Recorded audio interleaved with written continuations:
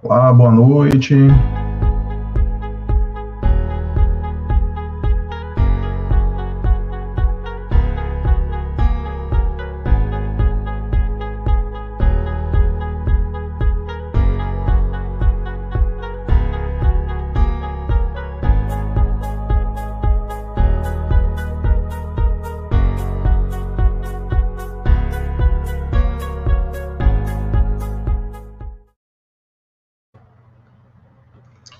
Olá, boa noite, meus queridos. Hoje vamos falar sobre o estudo da hipófise, né, através da radiografia e tomografia, e também ressonância. Para o estudo da hipófise vai ser bem bacana. Estou aguardando aqui o nosso querido aí, professor e amigo Constantino Rios. Ele já entrou aqui na sala. Vou chamá-lo agora. Olá, meu querido, tudo Opa, bem? tudo? Deixa eu arrumar aqui só. Pronto, tô me Vai acostumando ainda. enquadrar aí, né? Pronto, agora ficou bom. Então, eu estava falando aqui com as pessoas, dando boa noite, informando que a gente vai falar um pouco sobre o estudo da hipófise hoje, né? Através da radiografia, tomografia e ressonância. Como sempre, nós fazemos aí esse tipo de bate-bola de forma bem dinâmica, né? Para não ficar maçante e nem tomar muito tempo das pessoas. Hoje as pessoas não querem ficar muito tempo à frente do computador, mesmo sabendo que Isso, estamos aí em tempo de tudo online, mas a informação, ela sendo rápida, fácil, certeira, é muito fácil da gente acompanhar, né? E não se torna uma coisa tão maçante. É o grande objetivo aí. Hoje sim. nós estamos no YouTube. Eu deixei um recadinho lá no Instagram, informando que eu deixei o link na bio para poder as pessoas linkarem e assistir aqui no YouTube. E aí essa aula também fica gravada. Mas, Constantino, vamos começar com você hoje, né? Falando um pouco da anatomia aí da hipófise. Depois eu entro com raio-x, falo TC e você finaliza aí com a ressonância.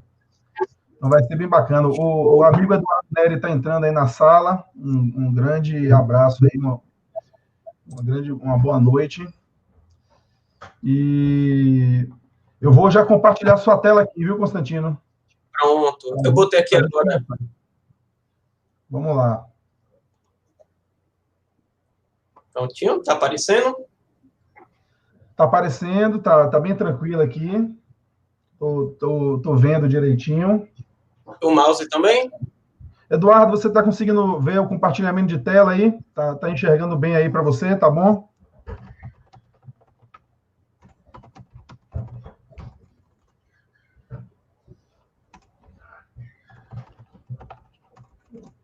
Estou escrevendo aqui.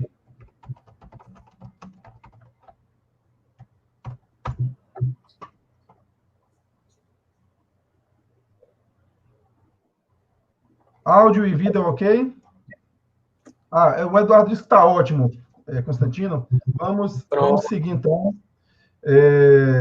Você pode, deixa eu te colocar aqui na tela, só um instantinho.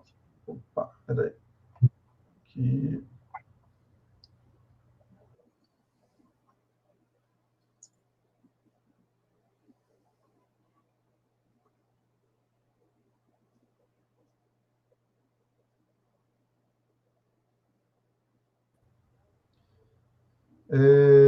Eu vou pedir para você se apresentar, tá certo, Constantino? pronto. Posso começar?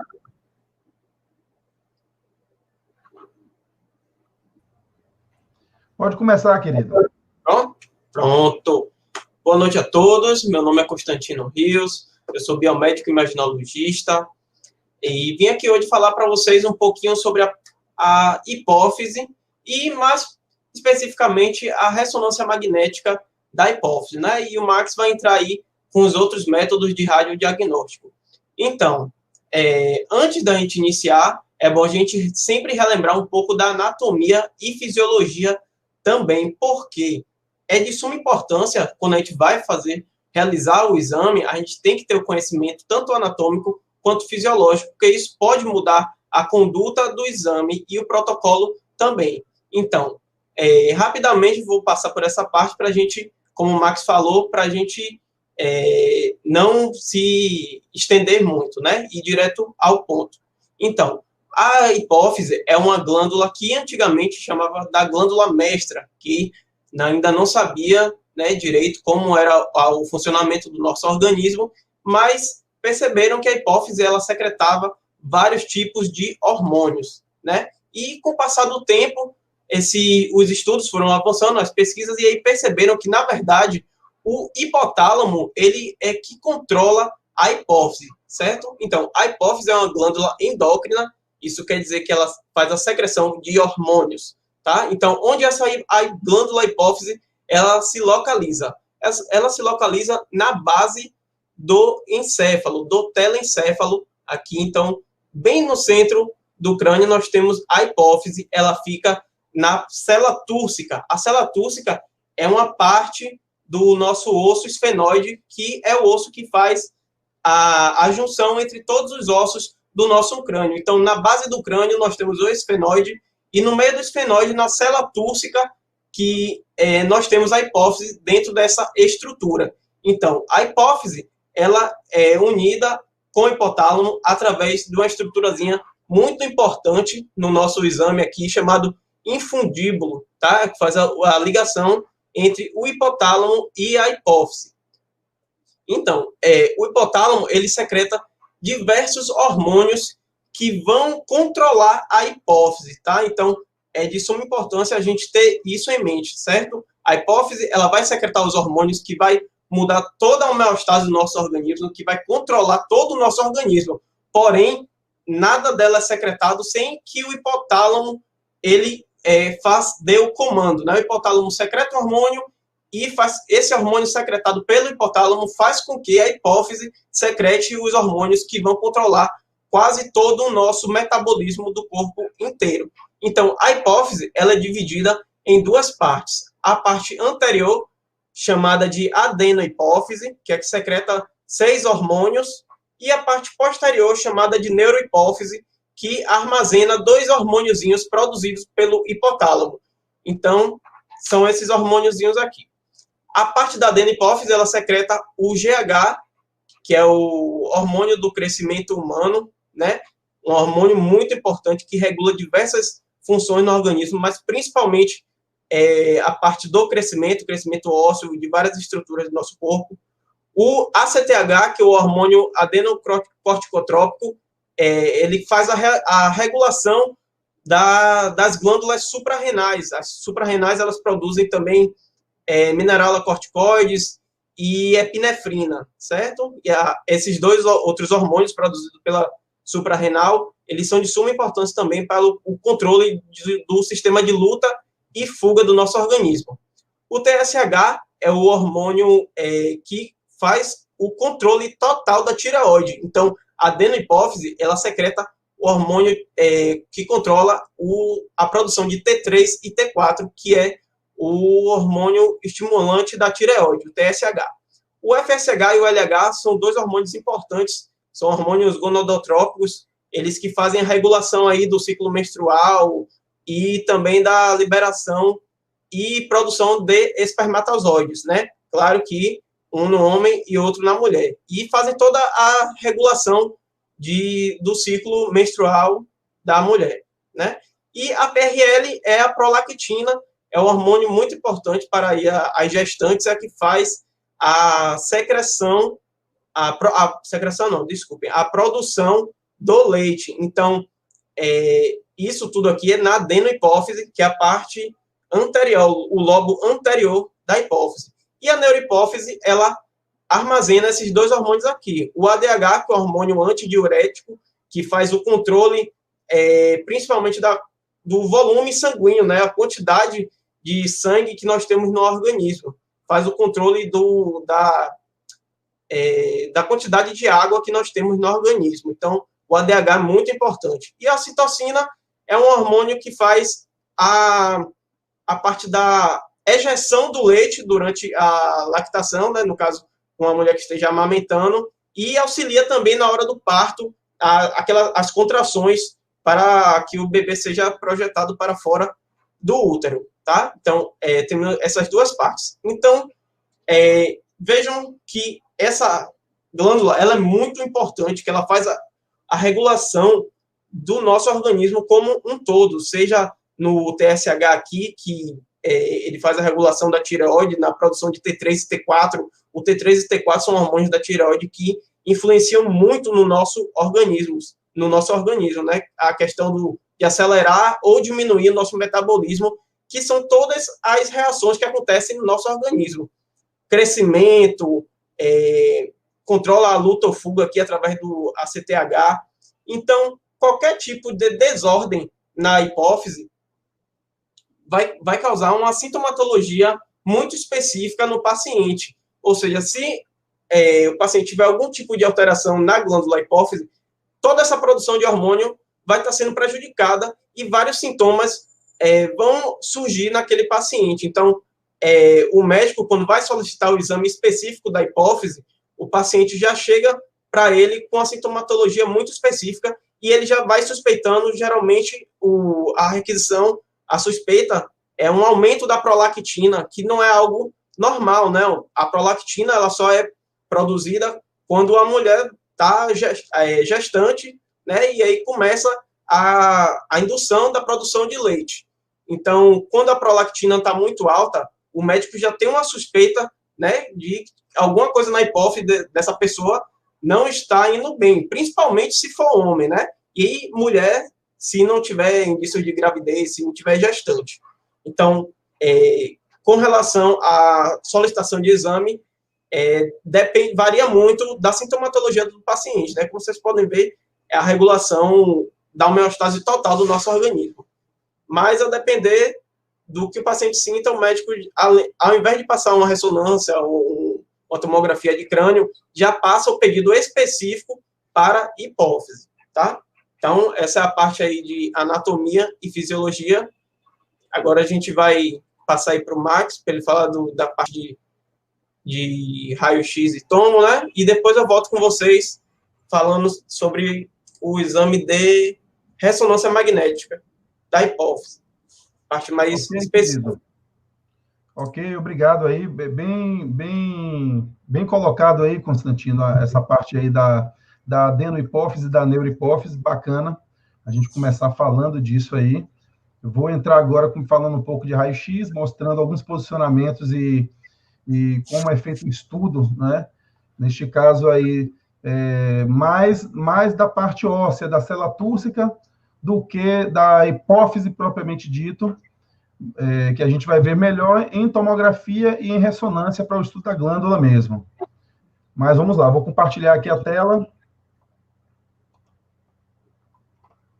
Você quer ficar aí na tela ou quer sair um pouquinho? O que é que você acha?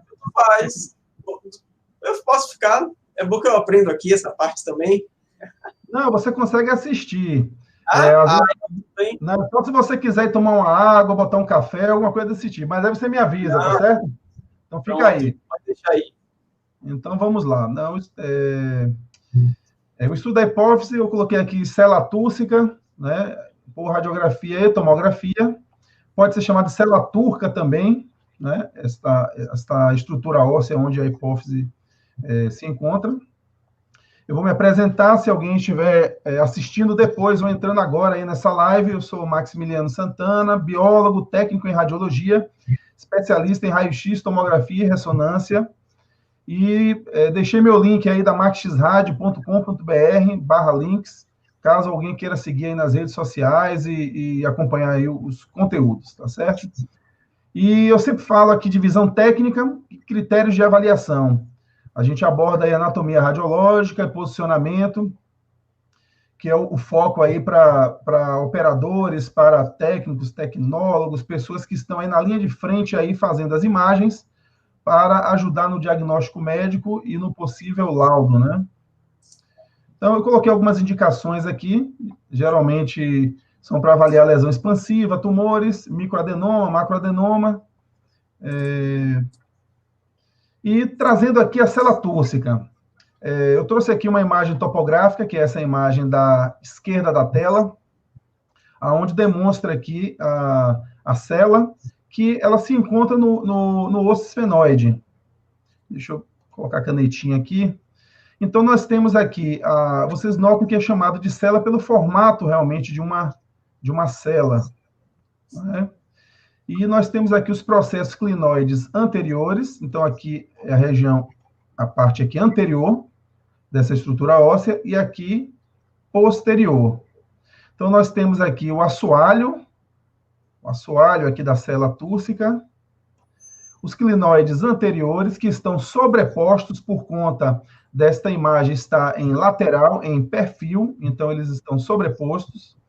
E nós temos aqui os processos clinoides posteriores, aqui onde eu fiz aqui uma seta, e o dorso da célula túrcica, que está descrito aqui. Ok, então a hipófise, ela preenche esse espaço aqui da célula túrcica. Aqui na imagem da direita é uma imagem radiográfica em perfil. Você tem a face em lateral, onde conseguimos aqui notar o seio frontal, ele está logo aqui, onde eu fiz o círculo aqui com a caneta vermelha, a órbita, seios maxilares sobrepostos, o palato duro aqui, e vamos lá, e a célula túrcica, onde eu vou fazer aqui esse último círculo, aqui na radiografia em perfil. E aí, nós notamos aqui uma radiografia com o seu posicionamento de forma adequada, aonde os clinoides aqui anteriores, clinoide anteriores e os clinoides posteriores sobrepostos, né? E daí, nesta radiografia, inicialmente, o objeto de estudo em locais onde você não tem os recursos de uma tomografia computadorizada ou uma ressonância magnética, inicialmente, pode-se fazer, sim, essa radiografia em busca de alguma anormalidade ou alguma desconfiguração anatômica aqui desta região, que é a célula túrcica, onde está a hipófise. Essa radiografia, aparentemente, ela não tem nenhum tipo de anormalidade, pelo menos vista aqui, nenhuma anormalidade grosseira vista aqui nessa radiografia em lateral. Mas vamos seguir adiante. Pronto, aqui eu demonstrei uma imagem topográfica já do crânio, para a gente ter uma visão mais ampla. Eu falei do seio frontal aqui na radiografia anterior, eu coloquei a radiografia aqui de uma forma demonstrando também a estrutura do crânio. Então, o seio frontal, demonstrado aqui na radiografia da imagem à direita, e na imagem à esquerda também aqui demonstrado seio frontal. E aí notamos o seguinte, um ponto de reparo, um ponto anatômico, é a gente entender que o seio esfenoidal, ele está anterior e inferior mais ou menos, anterior e inferior à célula túrcica. Então, aqui na imagem topográfica, nós podemos verificar aqui, essa estrutura aqui, que dentro, ela é uma estrutura airada, então, dentro do seio esfenoidal, ele vai ter ar, e o ar, na radiografia, ele vai se apresentar com de cor enegrecida, né? Vamos falar de forma simples, para as pessoas entenderem mais ou menos o grau aí de densidade em radiografia. E aqui na imagem radiográfica à direita, o seio esfenoidal ele está mais ou menos aqui, onde eu fiz aqui o círculo com a canetinha vermelha. Então, ele é antero-inferior. Ele é anterior e um pouco inferior à célula túrcica, que é onde está localizado a hipófise. Aqui o seio maxilar sobreposto, aqui na radiografia em lateral, o palato. Então, vamos lá, para a gente ter mais ou menos uma noção de localização da estrutura em que estamos estudando. Ok, eu trouxe aqui os posicionamentos, então vamos dizer que esse paciente ele está em um serviço de radiologia que não possui um serviço de tomografia ou ressonância, mas o paciente apresenta os sintomas necessários para ser solicitado inicialmente uma radiografia para o estudo da célula túrcica. Nós temos o método de Towne, que é essa imagem da esquerda, onde você vai colocar o paciente em decúbito dorsal, vai fletir a cabeça de forma que o queixo ele fique mais próximo da estrutura torácica, né, fletindo a cabeça. A gente fala fletir o queixo, mas é fletindo a cabeça. E a base que a gente vai utilizar é a linha infra-órbito-meatal. Olha aqui na imagem a imagem menor, eu vou fazer um círculo aqui. Opa, na imagem menor, nós temos aqui o paciente deitado no decúbito dorsal e uma linha traçada aqui uma linha traçando aqui. Opa, peraí, está um pouquinho lento aqui. Uma linha traçando aqui na região inferior da órbita e traçando ela para o meato. Então, a gente chama essa linha aqui de linha infra-órbito-meatal.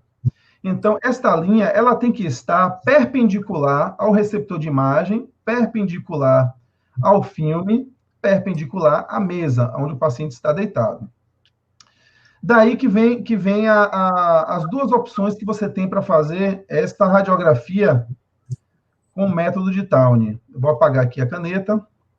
Se o paciente não tiver condições de fletir a cabeça por dor, por alguma limitação, você utiliza este método aqui, que eu estou fazendo aqui a seta, que é se baseando na linha infra-órbito-meatal,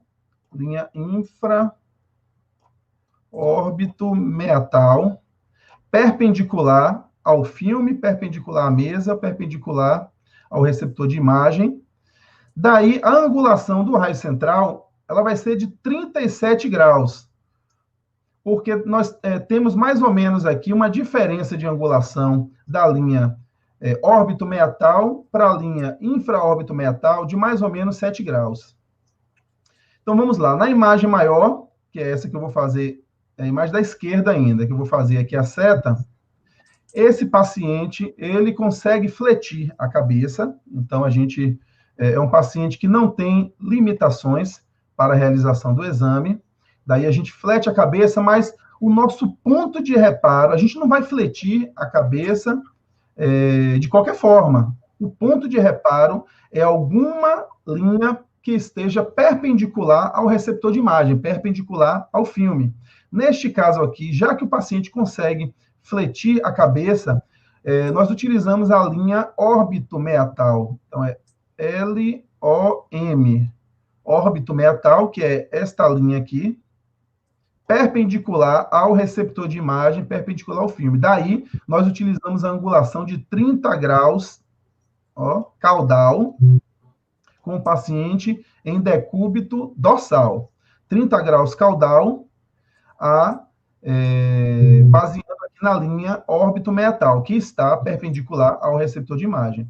O paciente tem limitação, não consegue fletir a cabeça por dor ou por qualquer outro motivo, podemos utilizar a linha infra-órbito-meatal, que é essa da imagem menor.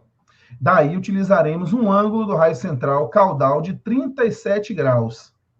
E aí vamos conseguir a imagem que eu vou demonstrar para vocês. Na imagem do slide da direita, esse paciente foi feito em decúbito ventral.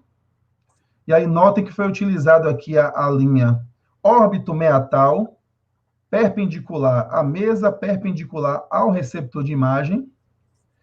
E a diferença quando você faz um exame com angulação que você faz em decúbito dorsal e vai transformar ele em decúbito ventral, a angulação do raio ela vai ficar ao contrário. Se você fez aqui caudal em decúbito dorsal, em decúbito ventral, este raio ele vai ser cefálico.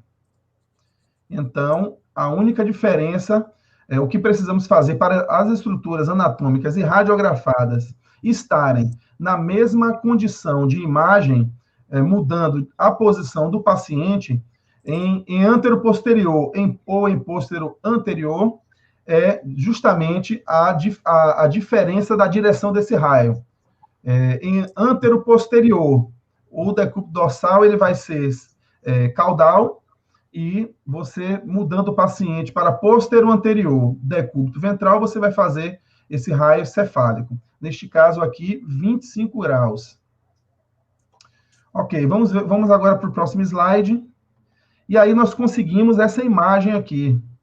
Nós conseguimos ter uma visão do osso occipital. É muito bom para estudar essa posição, para estudar também fratura do osso occipital. Mas a grande sacada desse estudo aqui na radiografia é a gente projetar o dorso da célula túrcica, os clinoides posteriores dentro do forame magno. E aí nós conseguimos enxergar aqui, ó, essa estrutura que é o forame magno, esta abertura, e o dorso da célula túrcica aqui, ó. Então, se tiver algum tipo de alteração grosseira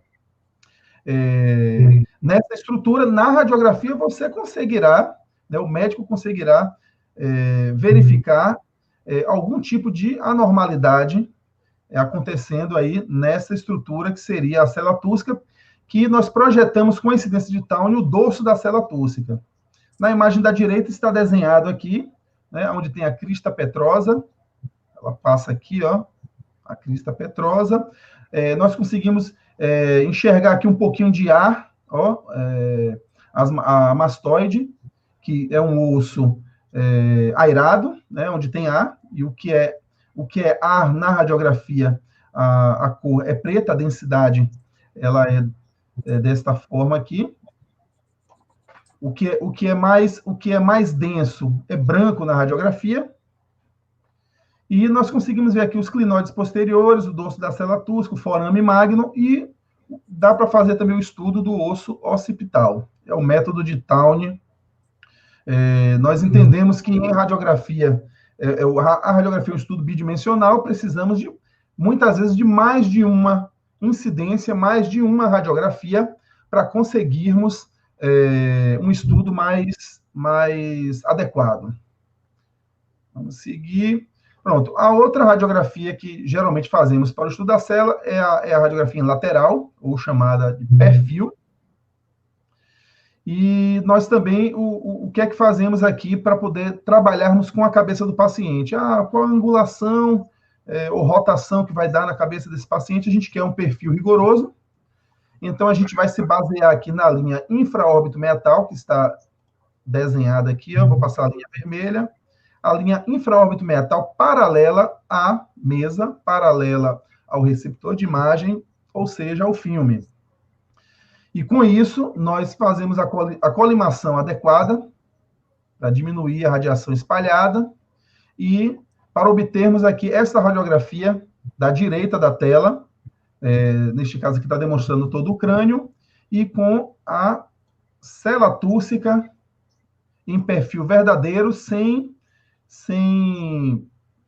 com a sobreposição aqui dos clinoides anteriores e clinoides posteriores, que aqui está o dorso da célula e o assoalho da célula túrcica aqui, ó. Então, a radiografia é bem bacana, bem feita. Então, a gente tem que tomar cuidado com isso, para não criar uma obliquidade nessa radiografia lateral e aí desconfigurar as estruturas. Vamos seguindo. Aqui eu trouxe a mesma radiografia, só que com as legendas, para a gente poder entender um pouquinho, e isso faz parte da anatomia radiográfica. É fácil da gente começar a aprender um pouco mais de anatomia radiológica através de imagens com as suas descrições. Então, o grande objeto de estudo está aqui, a célula túrcica, né, com o clinoide anterior, clinoide posterior, o esfenoide, ele vai estar, como eu falei, deixa eu apagar aqui para eu desenhar. O esfenoide, ele vai estar mais ou menos aqui, porque ele é anterior e um pouquinho inferior aqui à célula túrcica. Então, o nosso grande objeto de estudo é a célula túrcica, e aqui nós podemos enxergar aqui o osso da mastoide também sobreposto, porque é uma posição em lateral. Vamos seguir. Pronto. Daí eu trouxe aqui uma radiografia em lateral, em perfil, aonde nota-se aqui um aumento aqui da célula túrcica. Um aumento da célula túrcica e com destruição do assoalho celular. Então, o assoalho da célula está aqui. Então, houve uma destruição aqui do assoalho e vocês podem notar, olha a diferença de tamanho dessa célula túrcica. Olha essa imagem aqui. Olha o tamanho dela.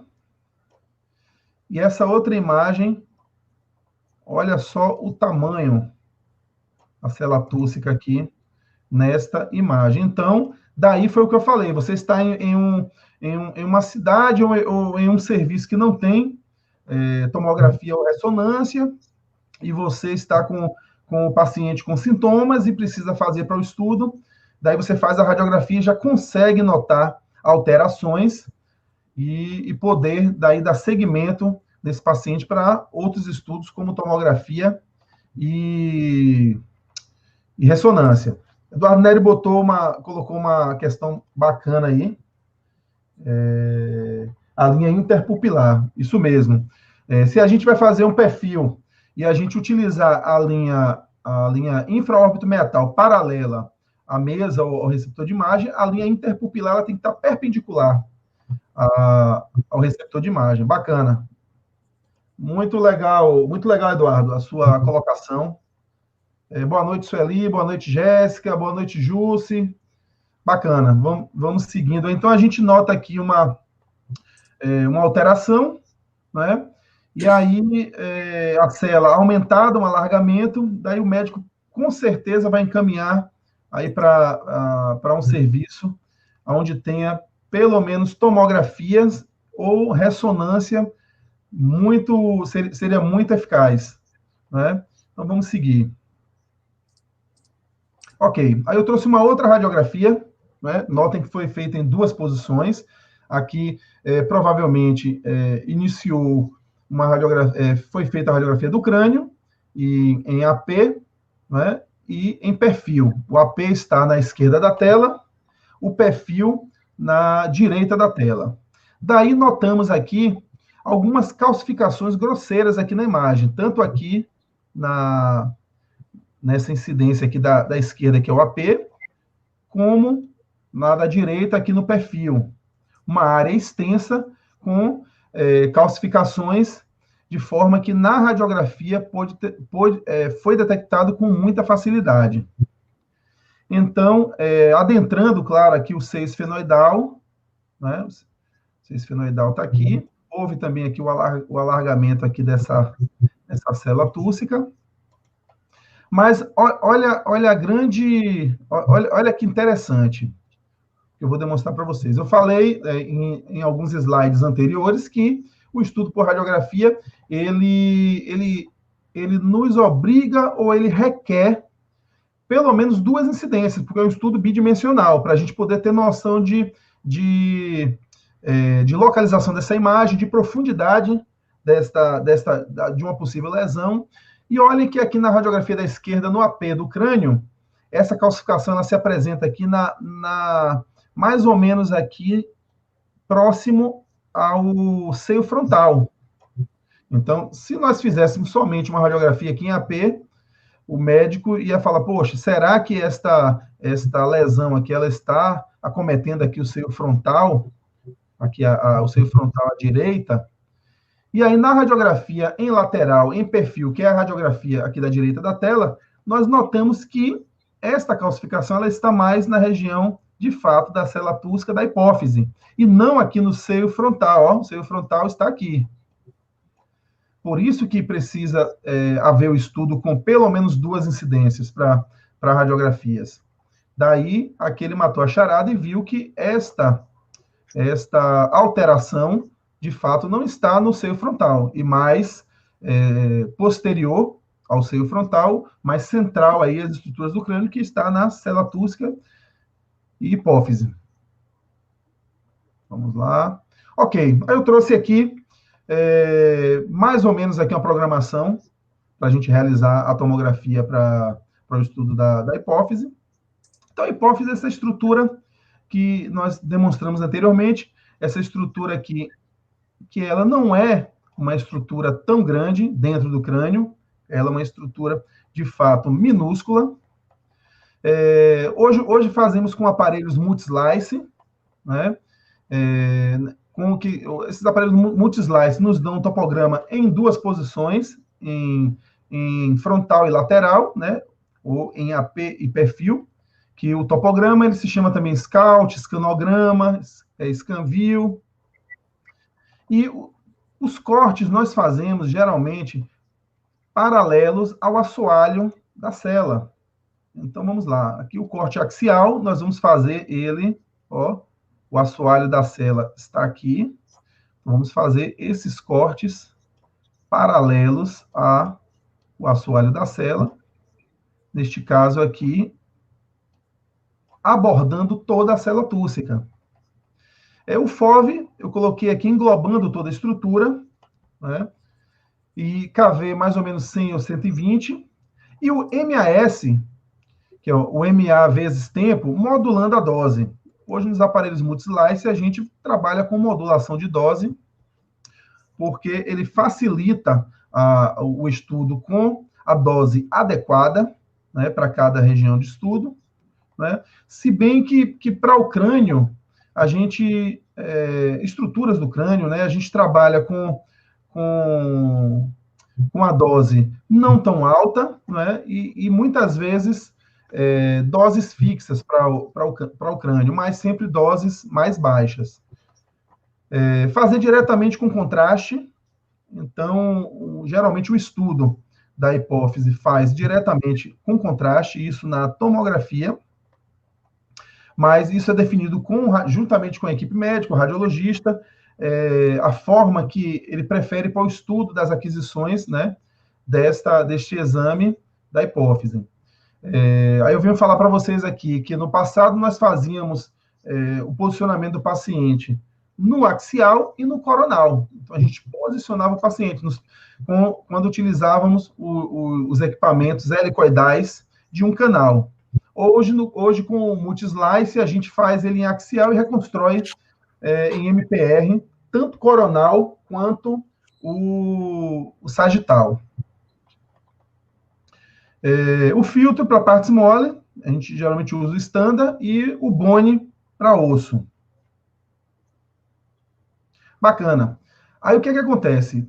Nessas duas imagens que eu trouxe aqui, notem que se você, no seu escanograma, você já percebeu que tem uma alteração na estrutura onde você está estudando, que neste caso é a hipófise, a célula túrcica, então você vai trabalhar com um FOV maior, uma varredura um pouco maior dessa estrutura para você conseguir colocar dentro do estudo toda a lesão. Então eu trouxe as duas situações, a da esquerda, aquela da hipófise alargada, a da direita com essas calcificações, né, apresentadas na radiografia. Então você pode sinalizar para o médico radiologista e aí vocês definirem fazer uma varredura mais abrangente para poder pegar toda a lesão e não deixar nenhum tipo não deixar a lesão de fora do estudo, que é o grande objetivo. Daí, eu trouxe aqui algumas imagens tomográficas, aqui um corte sem contraste, sagital. E aí vocês notem o seguinte, eu coloquei 3 cortes aqui, e notem que aqui a região aqui da célula túrcica, que eu vou desenhar aqui com a linha vermelha, ó, região da célula túrcica, onde está a glândula hipófise, beleza. Então, mesmo aqui no sem contraste, a gente, quando fala em tomografia, a gente fala em hiperdensidade ou hipodensidade. Então, notem que o tumor que está aqui na hipófise, ele tem uma densidade diferente da densidade do parênquima cerebral. Então, ele podemos chamar aqui que ele não está hipodenso. Talvez até poderíamos falar em isodenso, mas ele está com uma densidade um pouco mais elevada do que o parênquima cerebral. Ó, vou desenhar aqui, delinear aqui a estrutura aqui. Isso na tomografia sem contraste. Ok. Este caso aqui foi um paciente que foi perdendo a visão do olho direito há 10 anos, 44 anos, ausência de manifestações endócrinas, diminuição da acuidade visual. Então, quando se tem alguma queixa visual, os médicos eles já suspeitam de alguma alteração na hipófise. Então, já é batata isso aí. Então, vamos seguir aqui. E aí eu trouxe os mesmos cortes, só que com contraste. Os cortes sagital com contraste. Daí, nós conseguimos ver que o contraste, ele captou bem, o tumor, ele captou bem aqui o contraste. Né? Então, aqui ele está de uma forma que nós falamos que é hiperdenso. O contraste, né, ele está aqui se apresentando de uma forma hiperdensa. Então, aqui delineou bem a estrutura aqui. Mas aí tem um grande X da questão. O médico vai olhar toda a extensão aí dessa alteração, né, deste tumor de hipófise, e ele vai também verificar se houve destruição do assoalho da célula túrcica, se houve destruição óssea. E o que é que eu tenho para falar para vocês aqui que a gente veio demonstrando lá na imagem radiográfica e na imagem topográfica. O seio esfenoidal, olha ele aqui. Ó, vou fazer aqui uma bolinha vermelha aqui. Vamos ver se eu consigo desenhar. Opa. Aqui o seio esfenoide. Então, o seio esfenoide, ele é o quê? Ele é antero-inferior. Então, aqui tem ar dentro do seio esfenoide. Ele tá anterior e um pouco abaixo da célula túrcica. Bacana. Daí, nós fazemos uma reconstrução em MPR. Alguns cortes, né, neste caso aqui, são reconstruções em MPR para demonstrar se houve, de fato, destruição óssea aqui na região celular. Ó, para ver se houve destruição e adentrou, quiçá, o seio esfenoide. Mas neste caso aqui, conseguimos ver que não houve alteração óssea aqui da estrutura da célula túrcica, pelo menos do assoalho da célula, comunicando com o seio esfenoide. Então, aqui neste caso, não houve. Então, bacana, eu trouxe os cortes coronais desse mesmo paciente, esse mesmo estudo. Neste caso aqui, a gente consegue identificar a lesão comprimindo a estrutura aqui mais central aqui do crânio, né? Aqui nós possamos traçar aqui uma linha média, ó. Nós conseguimos ver que a lesão, ela empurra as estruturas, ela comprime as estruturas. A gente não consegue, nesse tipo de lesão aqui, identificar corretamente a carótida, né, a carótida direita, a gente não consegue identificar, e também não conseguimos enxergar aqui nem a haste hipofisária, quiçá aqui no sagital, o quiasma óptico também provavelmente comprimido aí, ou acometido, a gente não consegue identificar aqui a haste hipofisária, nem o quiasma óptico. Opa, passei demais. Trago aqui para vocês alguns cortes em axial para vocês terem noção de como a lesão ela pode se comportar. Né? Então, coloquei alguns cortes aqui, onde ela vem acometendo aqui as estruturas, causando aqui alteração na anatomia do crânio. e, de fato, comprimindo a carótida, ali, o sifão carotídeo e outras estruturas, como eu falei para vocês, da haste hipofisária, o quiasma óptico, e aí provavelmente causa desnivelamento aqui das estruturas aqui do assoalho aqui da célula túrcica. Opa. E eu trouxe aqui esse mesmo paciente só demonstrando a imagem aí por ressonância, um T1 sem contraste, aqui na imagem superior aqui à esquerda, e mais central o T1 com contraste, T2, e aqui o coronal e sagital, né, nas imagens abaixo, coronal T2 e sagital flare. Bacana, gente. Eu vou finalizar aqui. Eu só trouxe essa imagem aqui porque foi do paciente que fez o estudo aí na tomografia, mas o grande mestre Constantino aí vai brilhantemente trazer para nós aí a ressonância aí da hipófise, mostrando tudo que tem direito. Muito obrigado. Vou trazer aqui Constantino, pode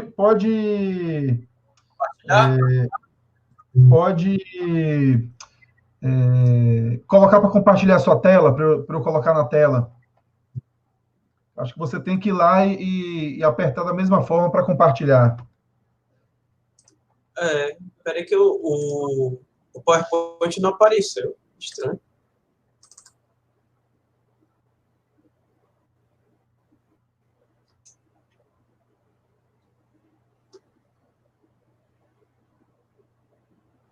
Isso mesmo, Eduardo. Eduardo colocou aí que alguns radiologistas pedem um axial do crânio pós-contraste quando a lesão for muito grande. Verdade, para poder ver se essa lesão ela está cometendo outras estruturas do parênquima cerebral. Vou colocar aqui, apareceu aqui. Isso. Apareceu? Pronto, show de bola, apareceu. É o paciente posicionado aí na bobina, né? Exato. Então, o início de tudo aqui, gente, a gente começa o exame de ressonância, né? Claro, tem a anamnese, todo o preparo do paciente antes de entrar na sala de ressonância, né? A triagem, tirar metal, guardar, mudar a roupa, né? Como vocês podem ver. E a bobina que a gente utiliza para fazer a ressonância da hipófise é a bobina de crânio. É a mesma bobina de crânio. Então, aqui vocês podem ver, o paciente já está posicionado certinho na bobina, com protetor auricular. Claro que isso aqui varia, depende do serviço, né? Do equipamento, o protetor auricular pode ser diferente também. Mas o que é importante aqui no posicionamento é você centralizar, deixa a cabeça do paciente bem retinha, tá? Eu gosto de botar espuma, preencher com espuma a parte aqui entre o crânio e a bobina. É importante tanto para a segurança do paciente, né? Não entrar em contato com a bobina, a pele do paciente com a bobina, e também para fixar mais a cabeça do paciente, né? Como o Max estava falando, a hipófise é uma parte muito pequenininha aí presente no crânio. Então, o menor movimentação aí a gente já vai dificultar o nosso exame e a gente vai ter um prejuízo na qualidade da imagem e até possa ser que precise repetir a imagem. Então, enche de espuma aqui, né? E aí, fechando a bobina, onde que a gente vai zerar o nosso exame, né? O exame de crânio, geralmente, a gente zera aqui entre as sobrancelhas. Eu gosto de zerar a hipófise nos olhos, certo? Tanto para conduto auditivo e para hipófise, eu zero no olho do paciente. Ou seja, é importante, quando você for zerar, para o paciente enviar o paciente lá para o isocentro, você pedir para o paciente fechar os olhos, né? Para não causar nenhum tipo de lesão. Então, fecha os olhos, zera no olho e manda o paciente, né, lá para o isocentro. E, claro, que orienta o paciente certinho, tem que ficar parado, que o exame depende muito da colaboração dele, o exame demora tantos minutos, né? Isso depende do protocolo da clínica, das sequências. Enfim, instrua sempre o seu paciente, né, do tempo do exame e o que é que ele deve fazer. Então, não mexe o olho, tem que ficar bem paradinho, enfim. Posicionou o paciente, você já lá na máquina cadastra tudo certinho. Agora, isso vai variar de serviço para serviço. O protocolo varia tanto os planos quanto as ponderações. Eu trouxe o protocolo que eu utilizo e que geralmente é o protocolo mais utilizado, certo? Então, aqui nós vamos ter uma programação sagital da hipófise. Então, como o plano aqui é o sagital, a gente vai encontrar o localizador sagital e pôr o nosso FOV, né, que é o campo de visão. Aqui o quadrado, vocês podem ver, bota o FOV lá no sagital e vai correlacionar nos outros planos anatômicos. Aqui do lado esquerdo nós temos um coronal e do lado direito um axial, tá? Então, começando aqui no coronal, vocês vão angular pela haste da hipófise, põe bem centralizado na haste da hipófise, a hipófise está bem aqui no meio, e essas duas bolinhas que estão passando aqui do lado são as artérias, né? Então, põe aqui, angulado, perpendicular à haste da hipófise, certo? Presta atenção para não perder, cortar ou a mais aqui ou a menos, bota bem centralizado com a haste da hipófise. E aqui no axial, novamente, geralmente a gente angula aqui, põe bem centralizado também com o septo nasal, tá? E... Constantino, oi? Você está explicando qual posição? Coronal, a programação sagital. Isso. A programação tá. sagital. Pronto. Beleza. E as ponderações que nós utilizamos é uma ponderação T1. Opa. Então se é o sagital, você programa paralelo à haste hipofisária, não é? Isso. Paralelo, certo. Pronto. Aí eu falei perpendicular, se eu não me engano, não foi isso? Foi. Ah, entendi. Pronto. E paralelo, exatamente, Marcos. Obrigado. Eu só percebi agora que você falou. Então você vai angular aqui paralelamente, gente, com a haste hipofisária, né? Que o corte vai vir de cima para baixo, cortando para ser um sagital. E as ponderações que nós utilizamos é uma ponderação T1, que é uma ponderação anatômica, né? Que nós vamos ver bem a hipófise e a haste. Então, por isso que é importante angular certinho aqui com a haste, para o sagital a gente pegar um corte bem mediano, que a gente vai conseguir pegar aqui o lobo anterior, né, da adenohipófise, e essa parte que está com o hipersinalzinho aqui, da neurohipófise, e a haste hipofisária aqui, que conecta o hipotálamo com a hipófise. Constantino? Sim. Me diga uma coisa, você consegue utilizar aí o mouse? Veja aí se você consegue... Eu estou usando, não está aparecendo, não? Eu acho que o pessoal não está conseguindo enxergar o mouse. Você tem como usar a canetinha, igual eu fiz? Deixa eu ver se eu consigo. Isso. Tem uma parte aí que você usa... Apareceu? Aí, apareceu. O mouse não estava aparecendo, não, foi? Foi, não. Estava não. Aí você vai desenhando aí, fica mais tranquilo. Então, aqui, a haste da hipófise está bem aqui no meio. Então, nossos cortes vão ser paralelos à haste da hipófise. Ou seja, o corte vai ser basicamente assim, né? De cima para baixo, paralelo à haste. Então, essa imagem do meio aqui já é um sagital, certo? Aqui não são localizadores. Então, um corte bem feito aqui vai gerar um corte bem mediano aqui, onde a gente vai pegar essas três estruturazinhas que são bem importantes no estudo da ressonância da hipófise. A neurohipófise, a adenohipófise na frente, a adenohipófise na frente, a neurohipófise posteriormente e aqui a haste da hipófise. Aqui na programação coronal, inicialmente, põe lá o seu FOVzinho no coronal. Ixi, tenho que riscar, né? Estava com o mouse. Então, põe o seu FOVzinho aqui no coronal. E nos outros planos anatômicos, angula primeiro aqui no axial, do lado direito. Então, você vai angular aqui paralelamente à hipófise, ou seja, dessa formata aqui, paralelo, os cortes vão sair paralelos à hipófise. E o coronal, nós temos várias divergências entre os serviços com relação à angulação aqui no nosso plano sagital. Por quê? Existem basicamente 3 tipos de angulações. O primeiro, onde o operador vai angular de forma reta, né? Sem angular com a haste ou com outra estrutura. Tem outros serviços que angulam como se fosse um coronal do crânio, ou seja, angulam aqui pelo tronco encefálico, então a angulação seria um pouco mais oblíqua, e a angulação que eu utilizo e acho que é a melhor para o estudo da hipófise, que é angular com a haste hipofisária, que geralmente ela é levemente obliquada para trás. Então, no caso, é desta forma assim. Então, quando você faz esse corte coronal da hipófise, angulado pela haste, o resultado é um corte, novamente, da mesma forma quando a gente fez o sagital, a gente vai ter esse corte aqui. A gente vai ter a hipófise aqui, embaixo, e nós vamos ter a haste hipofisária cortada. No mesmo corte mediano, a gente vai pegar a estrutura bem certinha, que é a haste e a hipófise.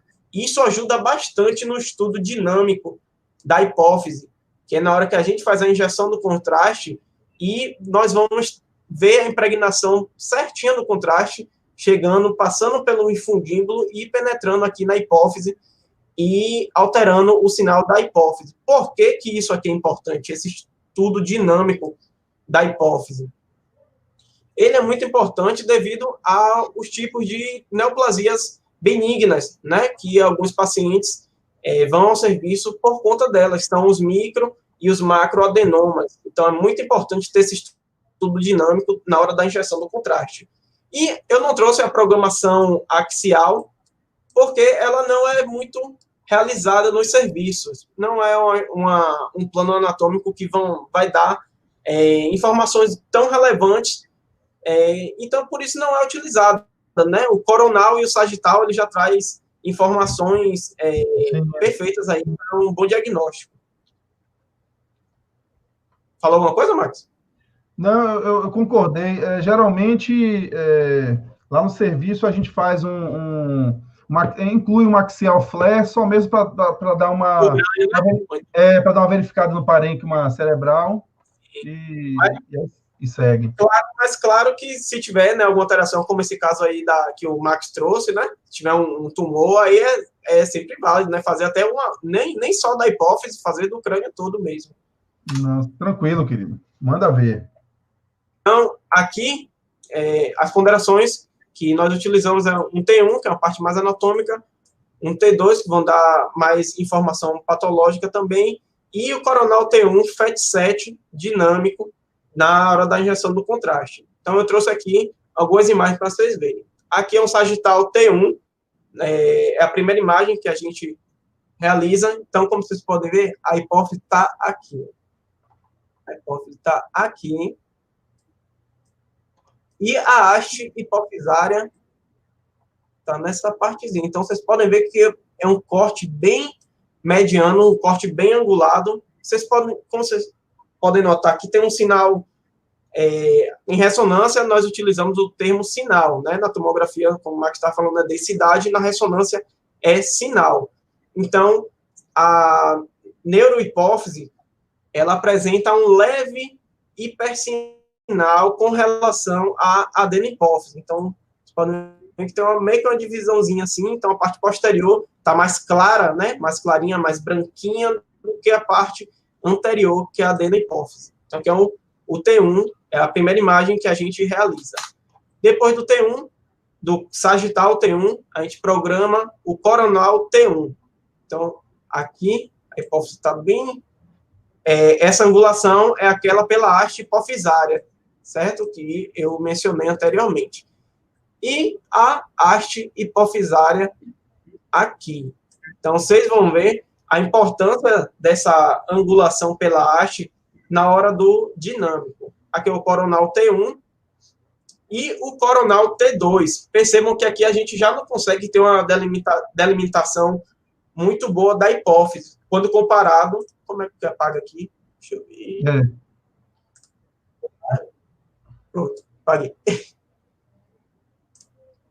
Então, como vocês podem ver, se você for comparar o T1, que é uma imagem anatômica, para a gente ver bem a anatomia da hipófise, a gente consegue ver a hipófise certinha, a haste. Aqui é o mesmo corte, certo? Só mudou a ponderação, é o corte 5, se eu não me engano. Então, o T2 é uma ponderação que a gente vai ver outros tipos de funções, um tecido uma ponderação mais patológica aqui do que o T1. Só que por que, então, que o T1 é mais utilizado, né? Ele é mais importante no estudo da hipófise, principalmente na hora do contraste aqui. Então, aqui do lado esquerdo é a máscara. A máscara é a sequência que a gente realiza, é a primeira fase da injeção do contraste, é antes do contraste, tá? Tem a sequência lá, coronal T1 pós, certo? Então, a gente roda a primeira fase, que é essa máscara daqui, que nada mais é do que um coronal T1 FET7, porém sem o contraste. Então, veja que a hipófise está aqui no meio, tá? E do lado direito é uma imagem pós a injeção do contraste, tá? É uma das fases. Se eu não me engano, são 3 fases que justamente para ver a impregnação do contraste na hipófise de acordo com o tempo. Então, aqui vocês já podem ver a hipófise e a haste hipofisária. Quando vocês comparam aqui com o lado esquerdo, a hipófise, a gente consegue ver a hipófise ainda, né, por ser uma sequência T1 e com a supressão de gordura. Porém, quando faz a injeção do contraste, a hipófise impregnada com o contraste, o que é que ele faz com o tecido do corpo? Ele reduz o tempo de relaxamento T1. Então, isso faz com que regiões que tenham muita vascularização aí, elas apresentam hipersinal, tá? Então, a hipófise, como uma glândula endócrina, né, tem muitos vasos, então ela apresenta um hipersinal quando a gente faz a injeção do contraste. Então, esse estudo dinâmico, ele é importante para quê? Depois dessa máscara, se eu não me engano, essa fase aqui que eu botei, ela já é a última fase, é a parte que a hipófise está completamente impregnada pelo contraste. Eu tentei botar ali, quando o Max estava explicando, para ver se eu conseguia mostrar para vocês no programinha, né, que a gente abre, que eu trouxe o exame no CD, só que, infelizmente, eu não consegui. Eu até consegui tirar o nome da paciente, né, mas do lado esquerdo, onde a gente seleciona as séries, eu não consegui tirar, infelizmente. Aí não tem como compartilhar a tela. Mas as fases desse estudo dinâmico, ele vai mostrar o contraste entrando na hipófise. Então, a primeira fase, a hipófise não está totalmente impregnada, né? Então, você vai ver um leve, discreto realce só no infundíbulo aqui, né? Que é a haste hipofisária. E aí, com o passar da aquisição, a gente vai vendo que a hipófise, ela vai sendo preenchida. Então, essa máscara aqui não tem contraste. A primeira fase, o infundíbulo, ele já vai estar com contraste. A segunda fase, a hipófise já vai estar um pouquinho mais realçada. A terceira fase, que é essa, no caso, a hipófise totalmente contrastada e o infundíbulo também. Então, a gente faz essa injeção do contraste dinâmico justamente para ver uma parte mais funcional do contraste chegando na hipófise. Então, depois desse coronal dinâmico, a gente faz o mesmo sagital que a gente fez lá, o T1, sagital T1, a gente repete, porém, agora é com supressão de gordura, porque é uma sequência pós-contraste. Toda sequência pós-contraste é com supressão de gordura, justamente para que o que tiver hipersinal na imagem vai ser contraste. Porque se essa sequência ela não fosse FET7, gordura ia brilhar. Aqui é a gordura, essa partezinha daqui de cima, que aqui é a calota craniana, né? E essa parte aqui, que é a parte do couro cabeludo, a gordura, ele ia estar com hipersinal, não ia estar iso intenso, não ia estar cinza, ia estar assim, ó, com hipersinal. Então, é muito importante as sequências pós-contrastes, todas são FAT7 com a saturação de gordura. Então, o que vocês estiverem vendo aqui, ó, com hipersinal, é impregnação do contraste. Então, esse corte bem mediano, a hipófise aqui, ó, bem realçada, né? Não é o dinâmico, o dinâmico é o coronal, então a hipófise está bem realçada aí, um cortezinho bem feito, mostrando um sagital FAT7 da hipófise. E por último, faz uma aquisição novamente coronal, né, da hipófise, porém tardio, né? Deixa por último. Por que isso? Aqui a hipófise realçada, a haste hipofisária. E por que que é tardio? Justamente por conta das suspeitas, né, que geralmente os médicos eles solicitam devido à suspeita de um micro ou macroadenoma, né, que é uma neoplasiazinha benigna, e que por ser nessa região, lembrem na partezinha da fisiologia que eu falei lá no início, qualquer tipo de alteração aqui, se tiver um microadenomazinho aqui, esse microadenoma ele pode causar vários distúrbios na produção daqueles hormônios que eu citei e que vão, a depender do hormônio que seja afetado a produção, vai ter uma sintomatologia diferente no paciente. Mas a importância desse coronal tardio é justamente por conta da impregnação do contraste.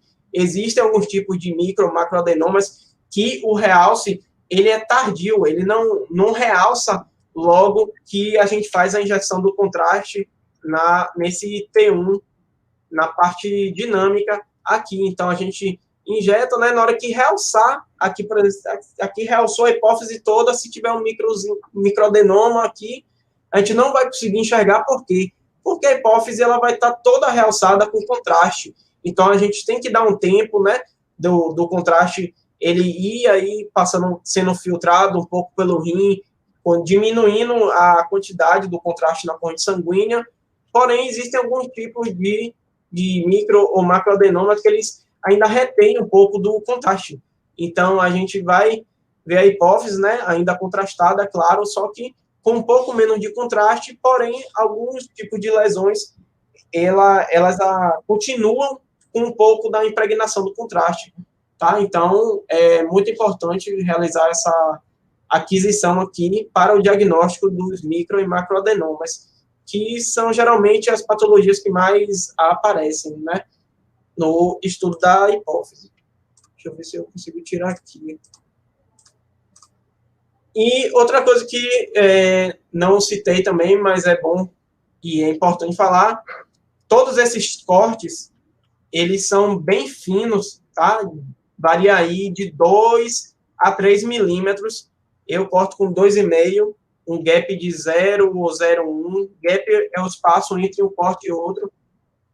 Poucos cortes, uns 9 a 12 cortes no máximo. Trabalho com 9 cortes. E esse estudo dinâmico aqui, eu faço com 6 cortes e um pouco mais fino também, como vocês podem ver, tá com um pouco mais de ruído, né? A imagem está um pouco mais granulada do que essa aqui, a imagem está mais lisa, né? Então, aqui é um cortezinho mais fino, tem 6 cortes, de 2 milímetros mais ou menos, e o FOV pequeno também, o FOV vai aí de 100 a 150 no máximo. Acho que 150 é um FOV até grande para o estudo da hipófise, botaria até uns 130 por aí. E, devido a isso, lembrar de sempre trabalhar a resolução espacial. Bota uma matriz boa, uma matriz alta, 320 por 320, trabalha com FOV quadrado, como vocês podem ver, e uma matriz alta, né? Esse é um exame que a gente precisa de uma resolução espacial muito boa devido ao tamanho da estruturazinha. Estrutura pequena, né? Você vai dar o zoom, você perde, dependendo, você pode perder a resolução. Exatamente. Aqui tá grande, né? Lá no computador, a resolução é claro que é melhor, né? Aqui, ó. Isso aqui não é nem um print, aqui eu trouxe a imagem mesmo, só que é claro que perde um pouco da qualidade, né? Você tirar do console e trazer para cá. Mas mesmo assim, vocês podem ver que a imagem ainda continua boa, né? Que a gente consegue ver certinho a hipófise e o infundíbulo. E é isso. Fecho aqui. Eu não estou conseguindo... Opa, deixa eu botar para aqui. Quase eu abro a parte do exame ali. Eu queria abrir aquela parte, porque seria bom ir passando os cortes, né? E mostrando. Sim. Mas, infelizmente, não dá. Eu estava tentando chegar a parte assim para o lado, mas não consegui, não. Eduardo Neri colocou aí que faz com 2 milímetros. Aí, bom. Lá no serviço, a gente está fazendo com 2,5 também. Eu faço com 2,5. Mas bacana. Então, Constantino, só temos a agradecer, não é? Agradecer, saber se alguém tem alguma pergunta. O Eduardo colocou aí, ó, em alguns casos de tumores para selar ou da asa do esfenóide, faço como adicional sequência cis pós-gadolínio, dica dos neuroradiologistas da NeuroSky. Eu utilizo muito o cis na rotina de ouvido também. Não pós. Eu nunca fiz o cis pós, não. Eu vou até olhar isso aí do NeuroSky. Eu conheço essa página, eu sigo eles também. Vou dar uma olhadinha nisso. Cis pós-GD. Eu não estou conseguindo ver o chat. Se tiver alguma dúvida... Você não vê o chat, não? Não, eu estou naquela tela do StreamYard. Então você não vê o chat do YouTube. Pronto, agora, eu abri o YouTube aqui agora, no celular. Agora na tela você consegue ver aí que eu coloquei a pergunta, que eu coloquei a... Olha aí, se você consegue ver na tela. Vejo. Agora eu vi. Aumento de 2,5 para 3 for macroadenoma muito grande. É muito... pelo menos lá no serviço, né? Não vejo tanto macroadenoma, sempre vejo um microadenoma mesmo. É bem comum e, como eu falei lá no início, com relação à prolactina, né? O paciente sempre... Prolactina alta é batata, né? Como o Max disse aí. Chegou com prolactina alta e já sabia. É microadenoma. E tem muito paciente que faz controle até, né? Depois que tem o diagnóstico, ele tem que estar sempre voltando ao serviço para fazer o controle, né? Ver se o microadenoma cresceu ou tem algum outro tipo de alteração. É importante fazer o acompanhamento mesmo, né? Para se tratar aí da parte muito importante do organismo, né? Não, com certeza. Então, pessoal, só temos a agradecer. Essa aula vai ficar gravada aí no YouTube. Estamos transmitindo também no Facebook, né, YouTube e Facebook. E agradecer aí ao Constantino aí que está cedendo aí o seu tempo para poder a gente falar um pouco aí dessa estrutura, que foi bem bacana. É uma estrutura que Constantino demonstrou bem ali a programação. Eu acho que assistindo essa aula dele aí fica muito tranquilo para você fazer a programação aí no seu serviço, ou se você vai fazer esse exame pela primeira vez. Tudo tem uma primeira vez, né? Às vezes você está no estágio, você está olhando todos os dias, mas quando você pega na máquina sozinho, é diferente. Então, é você e você ali. Eduardo Neri colocou aí que pega o macro. Aqui pega o macro. Ele viu 2 amigos. Ixi. Evoluindo. É complicado. Faz a compressão ali do quiasma óptico, né? Que é a região próxima, e acaba tendo alteração visual mesmo. Eu também tive um colega que se afastou, aposentou, teve tumor de hipófise, fez a cirurgia, ficou com alteração, ficou sem visão periférica, já tinha alteração visual, né? Devido aí à lesão, e aí, depois da cirurgia, ele hoje não tem a visão periférica. Então, mas aí já se aposentou. Mas antigamente eu via muito pouco esse tipo de... Eu não sei se com vocês acontecia isso. Eu via muito pouco esse tipo de tumor. De um tempo para cá tem aparecido muito. É muito comum mesmo.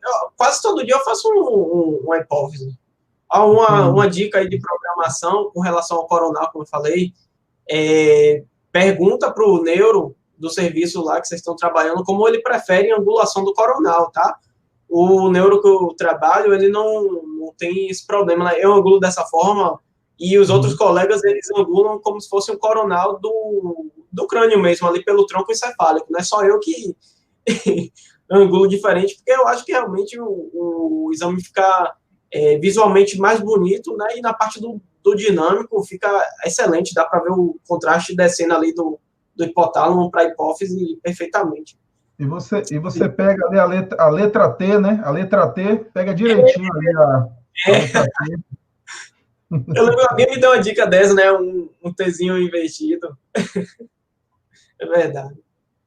Pois Pronto, é. então é isso. Muito obrigado a todo mundo que estava aí assistindo, né? Prestando atenção. O Nery, o Eduardo aí estavam mandando as dúvidas e compartilhando a experiência dele. É bom, né? É importante não ter só a minha voz e a do Marcos, ter outras pessoas aí falando como é nos serviços, porque varia muito, gente, varia muito mesmo. Esse protocolo que eu utilizo pode ser totalmente diferente. Aí, né, só a parte do contraste, que eu acho que é igual, né, porque para a parte do diagnóstico, essa parte do pós-contraste não vai mudar, mas a pré-contraste muda bastante. Tem serviço que nem faz aquele Coronel T2, né, que eu mostrei ali, só tem um mesmo, e já vi serviço que faz axial da hipófise mesmo, né, mas é muito raro também, varia muito.